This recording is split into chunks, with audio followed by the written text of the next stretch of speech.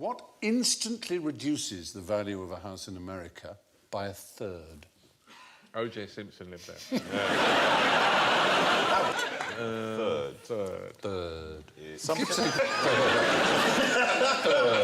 Five Is it a tornado cutting it into thirds? 2/3 of it is on one side of the San Andreas fault. I may say that what it is nonsense, but it's the kind of nonsense that Americans, unfortunately, quite often seem to believe in. Like it's whether or not it's near to a drive-in. Portal to hell. Well, kind of. It's buried on a graveyard. Haunted is the right answer. Haunted. Obviously, it won't be haunted because... There's no such thing as ghosts. No such thing as ghosts, exactly. But the point is, the stigma of haunting is enough. If it's merely mentioned or that people seem to believe that there are ghosts there, then it will reduce... I told you about the haunting. Yeah. You told me about the There ghosts. should be ghosts everywhere. I mean, so many of them. There should be ghosts. There should be dinosaur ghosts. There should be cow ghosts. Exactly. Sheep ghosts. Yes. I know. Worm ghosts. Yeah, dinosaur ghosts. That's Yeah. a brilliant idea. Tons of them. There should be stromatolite ghosts, rocks that used to live in the old days. Anything like that. Exactly. The most plausible thing I ever heard on the ghost front is the idea it can be the atmospheric thing like a lightning bolt or something. It's because of a peculiarity in a magnetic force. Yes, and these no, people you're are right. unaware that they're ghosts, and that's why they appear to float or walk through doors, because as far as they're concerned, the door isn't there. And I can kind of... I can kind of buy that. This is I can level buy to that get- people's brains are affected by magnetic fields, and there are certain circumstances where it's quite common for people to feel chill and dread and to hallucinate and indeed to die, and this is quite common what in a night houses. that was. This is quite common. And that's carbon monoxide poisoning. Oh. From bad gas Heaters, boilers yeah. and so on.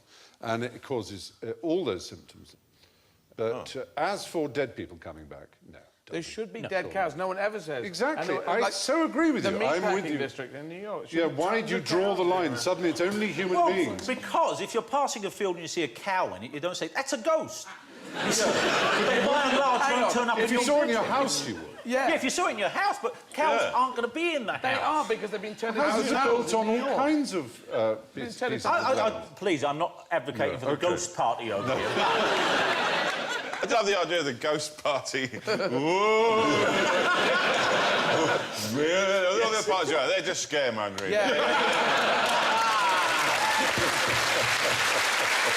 Very good.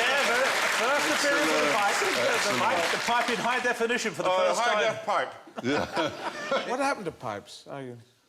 That's where they went. I love pipes. Would you like to meet the last ever winner of the Pipe Smoker of the Year?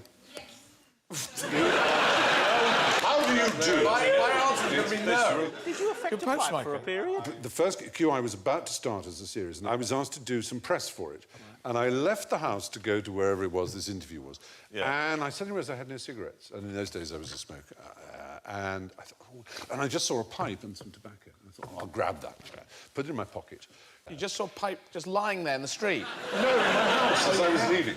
And 2 days after the Independent article opened, I was asked if I would be the pipe smoker of the year. Would you accept it? I said, yes.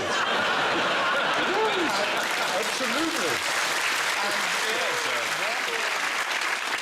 It confers a kind of respectability, I think. Well, a trustworthiness. I never think you can truly give directions without a pipe, and that's why I envy you that, Bill.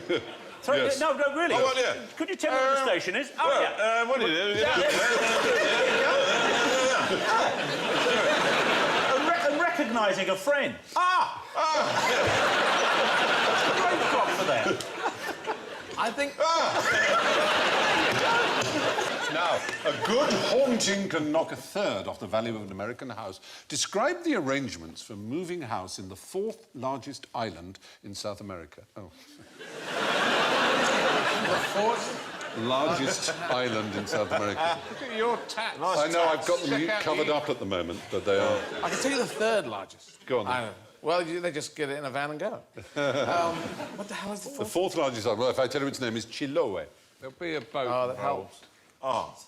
What? They're the people of Chiloé, the 4th largest island. It's off the coast of Chile. Obviously, they get a yak first. That's 2 yaks. Actually, they call it a yunta, which is like a team of cattle. The point is, when they move house, they literally move house. move house. if they have a haunting, for example, there's a bad spirit, rather than just leave the house and build a house somewhere else, they move the house thinking that the spirit will stay behind. And we can see, I think we've got VT, This is the... them moving the house. Look, here they go. That's the junta, and they've got logs, and there it goes. And that's because there's a ghost inside. There's a ghost inside. What if the ghost can travel with them? But apparently the ghost doesn't. The ghost goes, I'm still here. Oh, bugger, put it back. Apparently it doesn't. Apparently the ghost gets left behind going, what happened? You could shoot Does the cows have any idea where they come from? To Or all the houses just at one end of the field? Where the best grass Possibly. That is an adventure movie, isn't it? That just looks It's fantastic. Fitzcarraldo, isn't it? Yeah. Very Rit Small. Oh, I think it's Die Hard with a cow. Or The guy in the window's going, I want to stay here! The person at the door's going, what the hell? He just came down because there was a rumbling. It's quite a sight. Apparently tourists come from Chile to watch it. And the ceremony is called the Minga. And they have a great feast called the Coranto, and they dance a waltz. So, now, when the inhabitants of Chiloé Island have unwanted supernatural house guests, they just get their neighbours to pull the house with cattle, and the bemused spirit is left behind. What would you do if you found 2,000 skeletons in your closet? I would cancel my dog's credit card.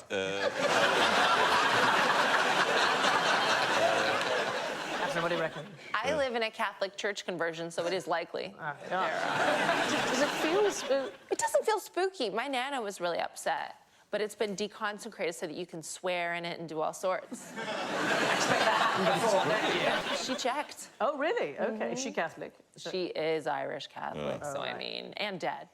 And yet she still came over to check. That's love. Still too nosy for her own good. 2,000 skeletons. You suddenly discover them. What are you going to do That with is them? a game of sardines that went too far. very... A hidden mass grave. So a collection of thousands of skeletons was discovered in Rome in 1578, and nobody knew who they were, and the church thought, this is fantastic, because for several decades the Protestants had been stealing their relics, and what they really needed was new ones. So they employed psychics to try and see if there were any martyrs amongst them, and a few of them had an M inscribed nearby, and they thought, that'll do, we'll have them, even though, like, Marcus was a really popular name at the time. And when they found a likely candidate, they gave them a new name and a backstory, and they sent them out to the churches across Europe. They couldn't actually sell them as relics, but what they could do is they could charge them transport, decoration, induction, blessing. They would dress them up, they would cover them in jewels like this and put them on display. The real problem with this was they didn't send them with any instructions. So it's like a flat pack without instructions. Put a bit of makeup on it. So loads of the skeletons were just... Bung together. Honestly, just all over the shop. This was like the House of Lords, isn't it? But there was a huge rush to name your children after the saints. So when Saint Valentine would go on display, boys would be called Valentine, girls were called Valentina. And in the most extreme cases in some villages, up to half the children would have the same name because they're all named after the skeleton. And very, very rich people would try and buy relics of a saint who had the same name as them. It's like a personalised licence plate that you get today. It's the same sort of thing. And hundreds remain to this day. What's the scariest thing about this?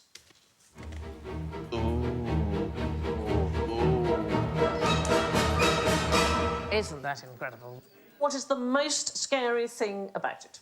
The teeth.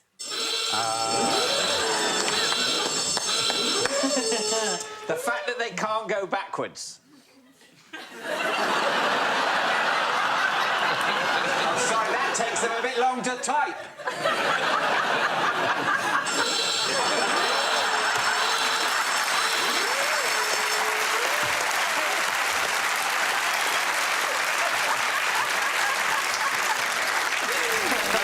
Scary is subjective, really, isn't What it? is the scariest? Well, our perception of sharks is apparently shaped by footage in nature documentaries, which tends to be accompanied by ominous music. So the thing that really scares you in it is ominous music. So they did a study at the University of California, and they showed 3 clips of sharks to participants. So the one we've just seen with the ominous music. Here's one with silence.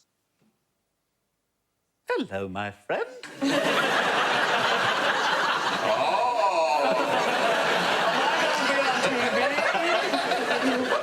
And here...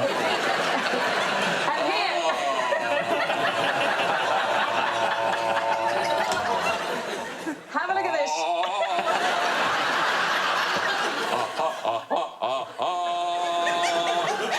Do you know what? There's a whole show for you, Alan. In just doing fish impersonations. We had the trout faking her orgasm last series. We've done that.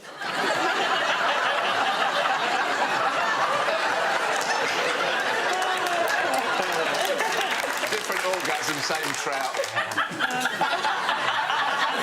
Can you do shark, who then has an orgasm? Can you combine...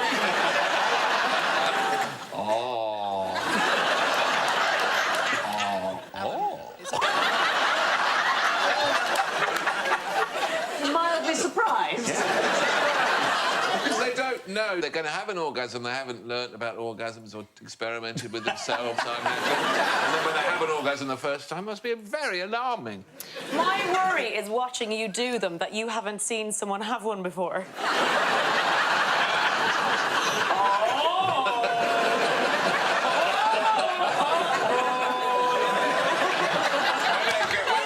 For the second or the third time, then they're much more.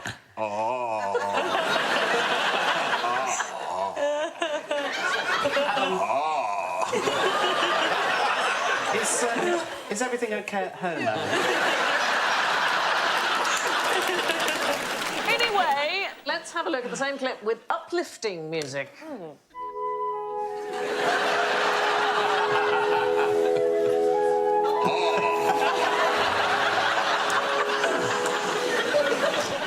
But here's the thing, they aren't actually that dangerous, and the thought is that the ominous nature of documentaries leads the public to have a distrust of sharks, and that in turn harms their conservation funding. The truth is, sharks kill worldwide about 6 people a year, and the same number are killed by livestock in Britain alone. So a cow more likely to do you in than a shark.